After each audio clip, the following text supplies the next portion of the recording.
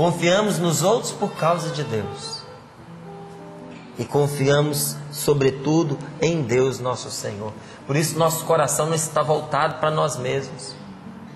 Como é triste a vida de uma pessoa que está fechada em si mesma, que só pensa em si, que tudo é para ela. Ela não tem ninguém, ela perde os amigos, fica cercada de gente interesseira, só fica ao lado desta pessoa quem acha que pode tirar algum benefício. Como é triste a vida de uma pessoa que quer ser o centro de tudo, que chama atenção em tudo, que se ela não estiver se dando bem, nada serve para ela. As pessoas que de verdade já querem bem, vão aos poucos desistindo, porque não tem forças de ficar ali ao lado daquela pessoa. Ela vai absorvendo tudo para ela. Até pai e mãe, chega uma hora que não aguenta, porque tudo é a pessoa. A pessoa ela se torna um câncer aonde ela está, porque o seu coração está voltado para si. Aí se torna como aquele buraco negro que arrasta tudo para si. Buraco negro é esse evento que acontece no espaço, que vai absorvendo tudo à volta dele, atrai tudo, arrasta planetas, vai arrastando tudo que está à volta. Tem gente que o coração se tornou um verdadeiro buraco negro. Por mais amor que você dê, a pessoa não preenche as próprias carências. Por quê? Ela só está voltada para si. Se a gente quer curar as nossas carências, se a gente quer de verdade ser feliz, nós temos que voltar o nosso coração, em primeiro lugar, para Deus. Porque se você não conseguir, se você não fizer a opção de voltar o seu coração em primeiro lugar para Deus, você não vai conseguir voltar o seu coração para ninguém. Então, primeiro, nosso coração está voltado para Deus. E por causa de Deus, para o nosso irmão. Por que você diz, Márcio, que se a gente não voltar o nosso coração para Deus, a gente não vai conseguir voltar o nosso coração para ninguém? Porque, tirando Deus, todo mundo é falho. Tirando Deus, meu amigo, escreve o que eu estou te falando. Todo mundo, mas põe o todo com letra maiúscula, tá certo? Todo mundo vai te decepcionar.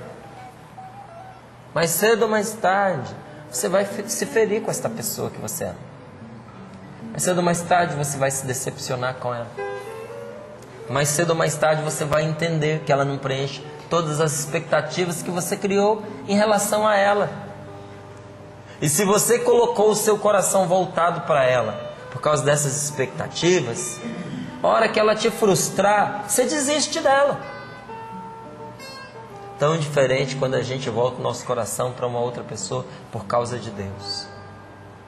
Aí até quando essa pessoa nos engana, mente para nós, nos trai, a gente continua acreditando nela. Porque nós sabemos e confiamos que Deus tem poder de salvar aquela pessoa.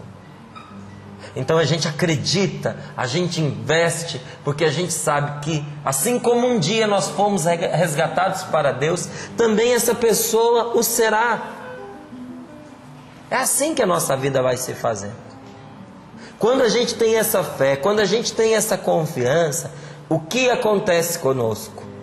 Deus nos salva, nos levanta se nós caímos, responde a nossa oração, na desgraça está conosco, nos salva, nos enche de glória, aumenta os nossos dias e nos dá a salvação. Diga para mim se uma pessoa assim não é uma pessoa forte.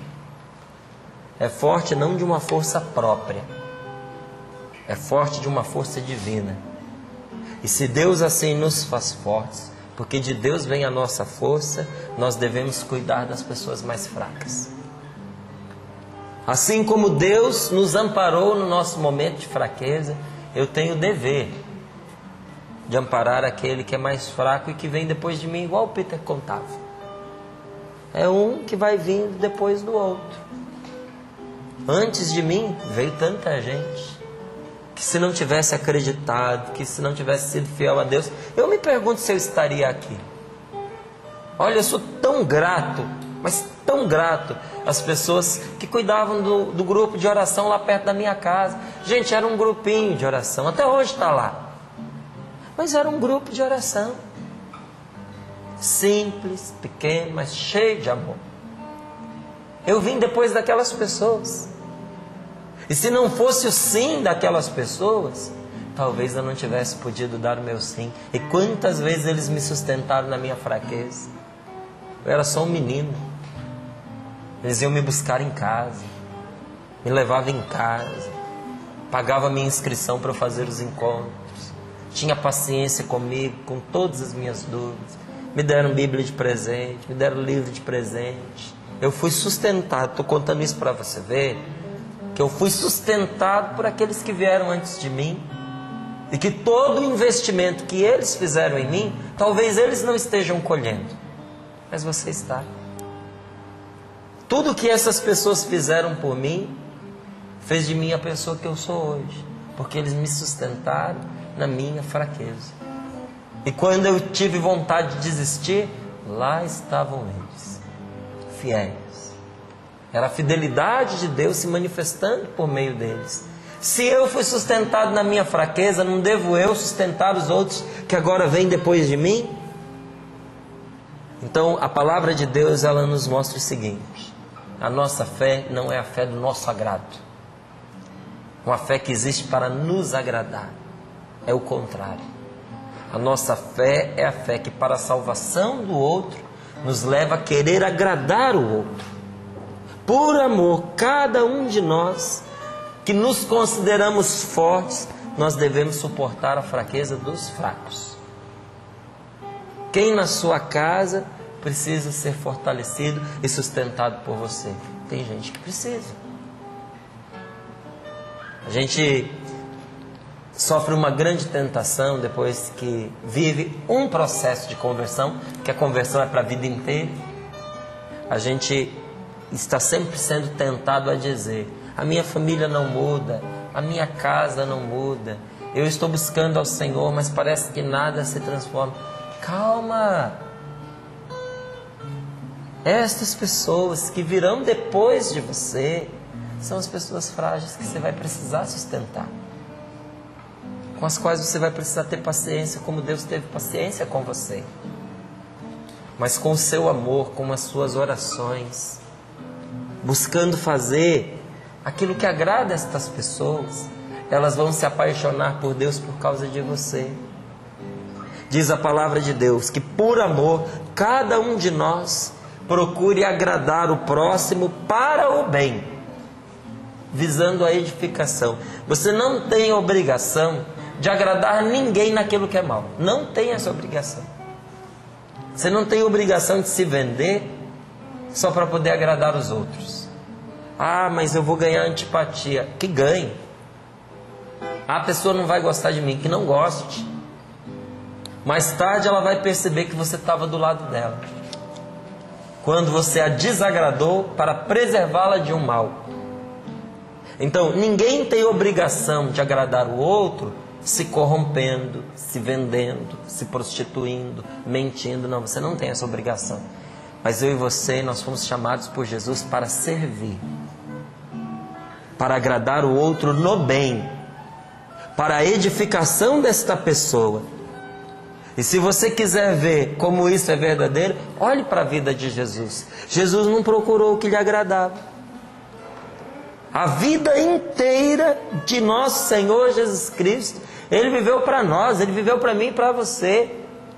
Ele não buscou o seu conforto, Ele não buscou a sua tranquilidade, Ele não buscou a segurança do seu lar. Ele buscou o quê? Antes de tudo, Ele buscou a nossa salvação. E aonde foi que Ele terminou? Terminou na cruz por causa disso. Bendito seja Deus, que enviou o seu Filho, que teve coragem de morrer por nós, porque pela morte de Jesus nós fomos salvos. Ele nos sustentou na nossa fraqueza. Jesus assumiu a pena e a culpa pelos nossos pecados. Se eu e você podemos encontrar um alívio num confessionário hoje, é porque nosso Senhor Jesus Cristo assumiu por nós os nossos pecados e as nossas culpas, as penas e as culpas. Outro dia eu ouvi uma pessoa brincando com o padre dizendo assim: mas se é tão fácil assim a gente se livrar dos pecados, então já me absolve aí com antecedência para os pecados próximos que eu vou cometer. E eu olhava, era uma vovozinha brincando. Ela dizia, então eu vou fazer, porque aí depois é só eu vir e confessar. Só que o que ela não entendeu é o seguinte: confissão não é a palavra que sai da boca. Confissão é a atitude que sai do coração. O perdão não entra num coração que não se arrependeu. E olha, quando uma pessoa realiza um pecado, sabendo que é pecado, e até tendo essa malícia de, eu faço porque depois eu me confesso, esse pecado endurece de tal maneira o coração dela, que com de muita dificuldade, se não for pelo socorro divino, a pessoa não consegue se arrepender. Então veja, a confissão não é o ato de você falar o que você fez. Porque falar o que a gente fez, a gente fala até numa mesa de boteco, para poder se vangloriar para os amigos. Dizer, eu fui lá, eu aprontei, eu arrasei, eu fiz o mal, eu prejudiquei, eu enganei, não me pegaram. Está confessando. Mas isso diante de Deus não tem valor nenhum. Tem até valor de pecado. Só agrava o que a pessoa fez. Quando a gente fala de confissão, que faz valer a redenção de nosso Senhor Jesus Cristo por nós, o que é? É quando você chega diante de um sacramento, porque sabe que foi o próprio Senhor que o instituiu, e ali com o seu coração humilhado você diz, eu sei que eu não mereço a salvação. Eu sei que com os meus pecados eu mereci o inferno, mas sei que pelo seu sangue derramado Jesus me resgatou. E eu venho confessar que por incompetência, por maldade, por malícia, eu pequei porque sou pecador. Mas estou arrependido, quero voltar à graça de Deus. Sabe por que isso é possível? Porque isso redime, porque isso alivia, porque isso faz feliz? Porque Jesus Cristo deu a vida por mim e por você. Porque Ele assumiu sobre Ele, Ele recebeu o castigo pelos nossos pecados. Ele recebeu a paga pelos nossos pecados.